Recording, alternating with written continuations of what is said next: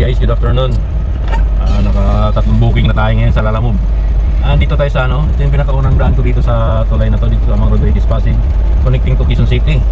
So dito yung yung floodway, diyan tayo dadaan mamaya. Yung floodway guys. Yung floodway, sa gilid niyan diyan tayo dadaan.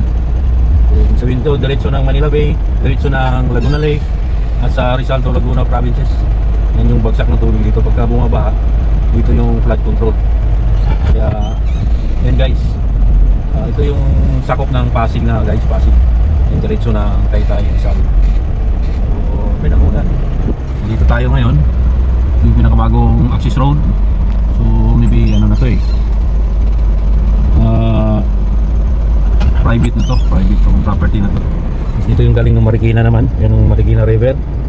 Yan pupunta, yung tubig kasi sa Marikina River ay pupunta sa Manila Bay or sa Laguna Lake. Kaya dyan nahati yung tubig galing sa Marikina, Rizal provinces.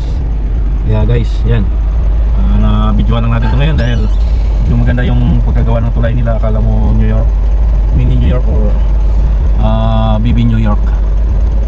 Okay guys, okay, thank you, go na tayo. Guys, dito tayo dumaan kanina. Yan tayo sa ano na yan. Ngayon, bumalik na naman tayo. Talagang ataw talaga yung ano natin, biyahe. Ay, yung floodway. Kanina dyan tayo sa may tulay na yan, may maraming steel breeze. Dyan tayo. Naman na Pasig pa rin yan. Na area doon yung mga building na yan, yung area na yan.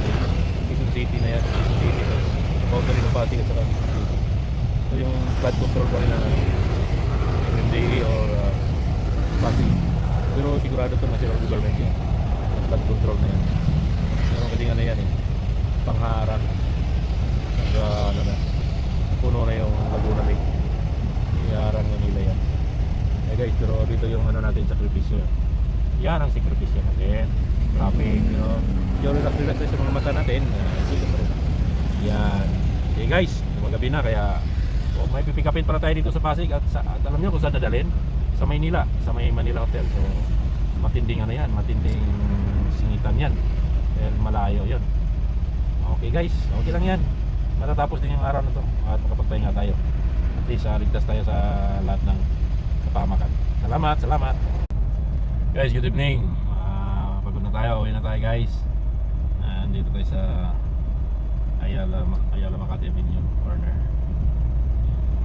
Peninsula. Yan yung Peninsula Hotel. Napakatagal ng hotel na yan. Yan yung pinuntahan ni Trillanes. Peninsula na yan. At dito tayo ngayon sa pauwi na tayo guys.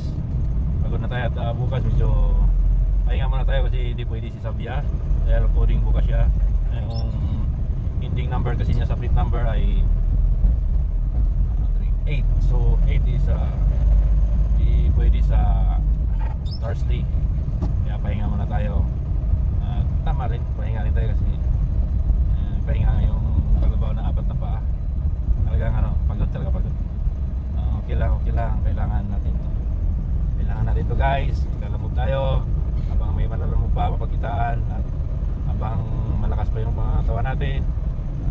Hindi pa tayo kailangan pa natin maghanap buhay guys. Kaya salamat sa lahat. God bless all. Bye.